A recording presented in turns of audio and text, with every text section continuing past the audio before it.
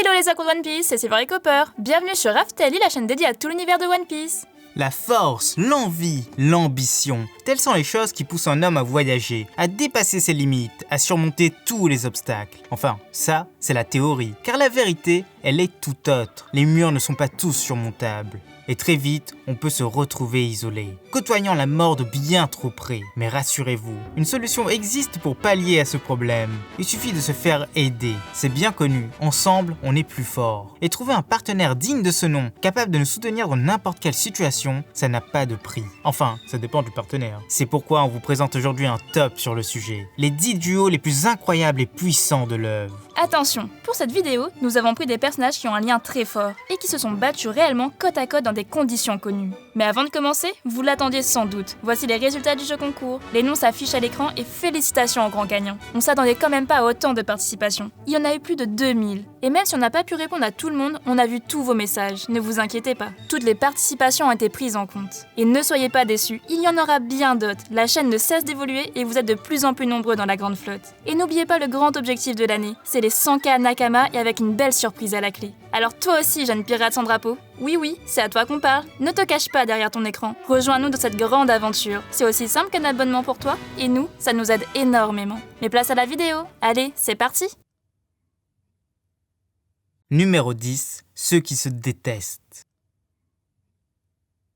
Il est grand temps d'ouvrir ce top, et pour ça, on n'a pas trouvé mieux qu'un duo vraiment emblématique. Certes, ils ne se battent pas souvent côte à côte, et se fritent souvent l'un avec l'autre, mais trouvez-nous quelqu'un qui ne les aime pas. Et oui, on parle du fameux duo Zoro-Sanji, les deux Mugiwara. Leur affrontement et leur rivalité ne datent pas d'hier. Elle a débuté sur Little Garden avec leur célèbre affrontement pour savoir qui sera le meilleur chasseur. Exactement comme pour les deux géants, mais au fil du temps, ça s'est amplifié. Zoro n'a jamais prononcé le nom de Sanji, celui-ci le traite de Marimo, et pourtant, ils sont surpuissants en équipe, assez pour que Luffy leur fasse confiance. Après leur barque, c'est ensemble qu'ils se dressent face à Oz puis Akuma. Ils veulent même se sacrifier tour à tour, même si Zoro assomme Sanji en l'attaquant en flanc. Après l'ellipse, sur Sabaody, ils écrasent ensemble un pacifista, et plus récemment, ils sauvent la petite Otoko sans frémir, et s'attaquent même aux hommes d'Orochi et de Kaido, qui contiennent des supernovas d'ailleurs. Mais on en est certain, le meilleur reste à venir. Et ce point 10, c'est un énorme pari sur l'avenir. Après tout, ils seront bientôt les bras droits du seigneur des pirates.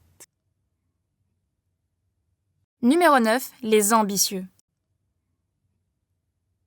Ce deuxième duo, c'en est un qui occupe de plus en plus le devant de la scène. Et c'est peut-être aussi celui ayant la plus grande complicité de toute l'œuvre. Kid et Killer, le duo de la mort. Ces deux-là se sont connus sur South Blue, leur région natale, et ils se sont très vite liés d'amitié. Pour connaître leur histoire, regardez la vidéo qui s'affiche en haut à gauche. Dès leur plus jeune âge, ils s'amuseront à punir ceux qui se moquent du rire si particulier de Killer. Plus tard, ils se jetteront à corps perdu dans la piraterie, se faisant connaître dans toute la région. Mais le challenge n'est pas suffisant pour eux. Ils rejoindront Grand Line. Leur prime est due en grande partie à leur cruauté. Ils attaquent les civils. Pourquoi? On ne sait pas. Mais pendant l'ellipse, le duo brillera par ses défaites. Tout d'abord, face à l'équipage de Big Mom, alors qu'ils cherchaient une chose sur place. Puis, face à Shanks. Mais cette fois, la défaite est cuisante. Et Kid perd un bras. Le duo affrontera aussi Kaido. Mais face à sa surpuissance, ils ne peuvent rien faire. Ils se font très vite capturer. La suite, elle est dramatique. Le second se sacrifiera pour son capitaine. Et il mangera un smile. Il deviendra le larbin d'Orochi. Et enfin, ils seront libérés par l'arrivée de Luffy à Udon. À partir de là, c'est un spoil, donc passez à la section suivante si vous n'êtes pas à jour sur les scans. Lors de la grande bataille sur Onigashima, ce duo nous impressionnera, se frayant rapidement un chemin dans le château, et affrontant Kaido et Big Mom avec l'Alliance. Ils arrivent même à faire saigner la bête avec leurs superbes attaques. On a vraiment hâte de voir la fin de cette bataille épique.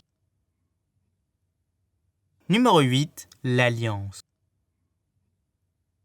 Cette histoire commence à Punk Hazard, ce lieu maudit ayant connu bien plus de catastrophes que de périodes de tranquillité. Et ce duo a clairement contribué à achever la réputation des lieux, Law et Luffy.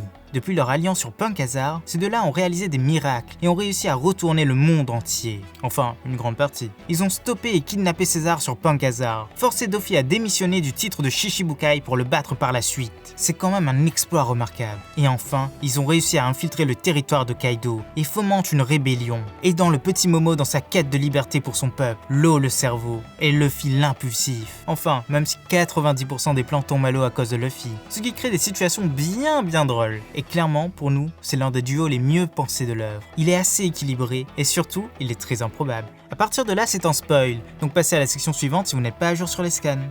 Lors de la bataille à Onigashima, Law sauvera Luffy à de nombreuses reprises. Après tout, son pouvoir le lui permet, et il montre une certaine complicité avec celui-ci, se battant même sur le champ de bataille alors qu'ils font face à Kaido et Big Mom. Numéro 7, les dirigeants. La marine. Mais quelle organisation magnifique! Tout y est contrôlé au centimètre près. Les soldats sont légion et le plus souvent servent de chair à canon. Pourtant, et assez souvent d'ailleurs, de belles amitiés naissent en leur sein. De jeunes soldats qui rejoignent le camp de la justice ensemble, qui survolent les obstacles, montent en puissance et en grade en s'épaulant. Et c'est le cas de ce duo, assez caché, mais dont l'importance n'est plus à débattre. Kizaru et Akainu. Oda a précisé qu'ils ont rejoint la marine ensemble, qu'ils ont eu les mêmes instructeurs, les mêmes ambitions. Et pourtant, ils sont l'opposé l'un de l'autre. L'un est strict, l'autre est assez laxiste. Pour bien montrer leur amitié, Oda nous a fait une petite illustration d'eux durant un moment de détente. Et surtout, après l'ellipse, on les voit souvent ensemble. Ils discutent de l'état du monde, exactement comme Sengoku et Garp, mais en un peu plus strict. Et pour nous, ce duo dirigeant la marine est forcément destiné à faire vaciller le monde de la piraterie. Numéro 6, les héros. Juste avant d'entrer dans le top 5, parlons du duo préféré de tout le monde. Vous avez été très nombreux à nous proposer celui-ci dans notre sondage d'hier, et on comprend pourquoi, c'est donc le choix des abonnés. Sans aucun suspense, il s'agit du duo Luffy-Zoro, celui qui est destiné à devenir le plus puissant de cette œuvre, le futur seigneur de pirates et le futur meilleur épéiste. Depuis leur première rencontre, leurs ambitions sont martelées à la face du monde, à travers toutes leurs victoires et toutes leurs défaites. Et lorsqu'ils se battent ensemble, rien ne les arrête. La marine en a peur, le gouvernement redoute leur montée en puissance. Sachant qu'à Wano, ils ont tous les deux eu une évolution énorme, Zoro détient maintenant Enma et Luffy maîtrise le Ryuo.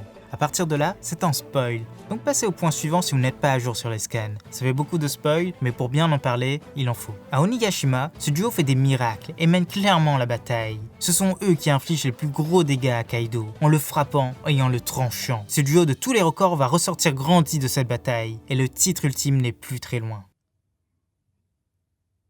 Numéro 5, les mystérieux.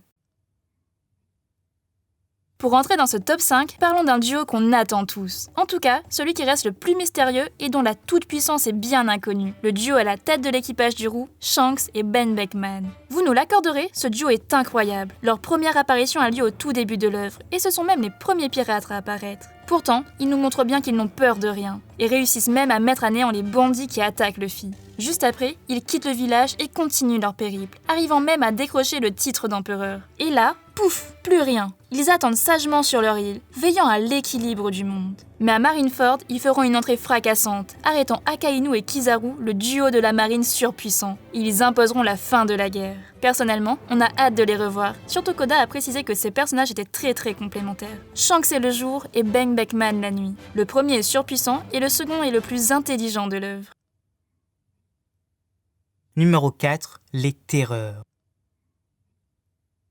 Très loin dans ce monde, il existe un pays oppressé depuis bien des années. La population y est tenue en laisse, et les dirigeants s'amusent avec eux comme avec des pantins. Le monstre qui y règne en maître, ce n'est autre que Kaido, l'empereur au sang bête. Mais depuis quelques semaines, des événements très particuliers s'y passent. Un mouvement de révolte se crée, et surtout, un autre empereur de ce monde a débarqué sur les côtes de l'île, sur les côtes de Wano, Big Mom.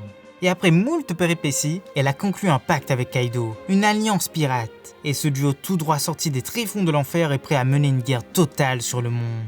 On ne sait pas s'ils y arriveront, mais ce qui est certain, c'est que ces deux-là forment le duo le plus puissant de toute l'œuvre, en tout cas à l'heure actuelle, et parmi les vivants. Pourtant, l'ensemble est un peu déséquilibré. Big Mom montre son affection envers Kaido depuis le tout début, ce qui est sans doute dû au fait qu'ils étaient tous les deux dans l'équipage des Rocks ensemble, mais Kaido a clairement l'air de ne pas vouloir se souvenir de cette époque, surtout que Big Mom lui reproche d'avoir une dette envers elle. Mais bon, entre le dragon et la divinité de la foudre, l'alliance a du souci à se faire.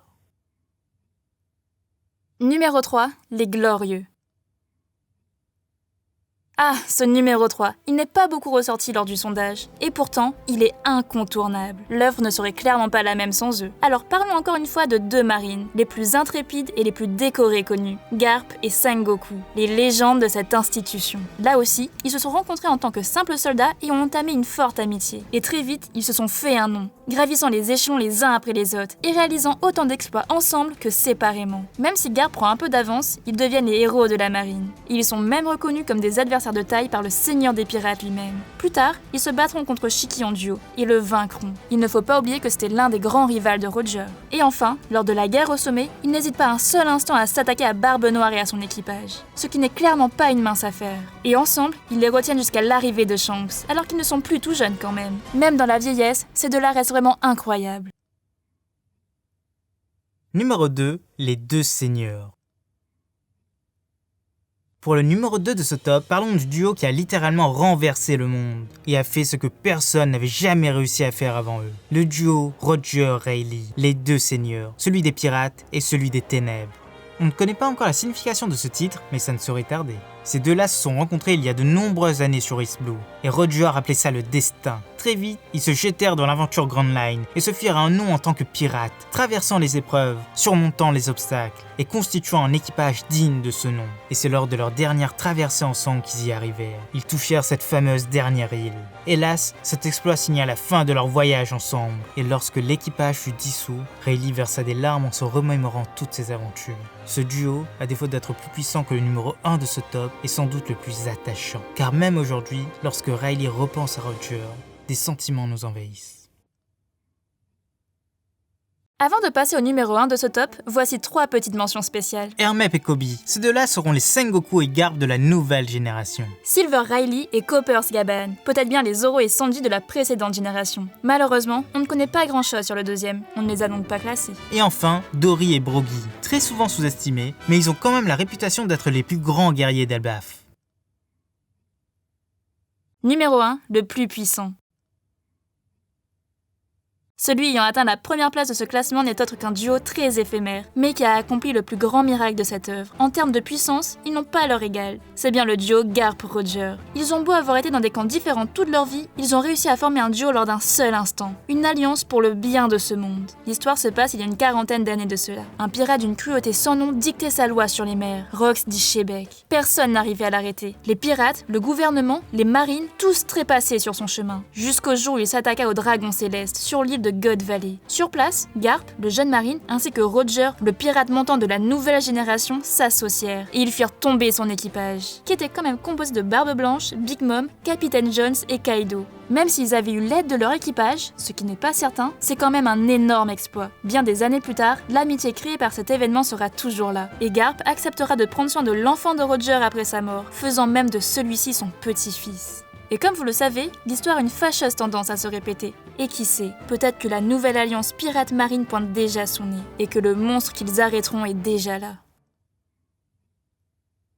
Voilà, c'est déjà la fin de cette vidéo. On espère que ça vous a plu. Et surtout, donnez-nous votre avis en commentaire. Laissez un petit j'aime et partagez le tout pour plus de contenu. C'était Silver et Copper pour Aftalil. À bientôt les accros de One Piece.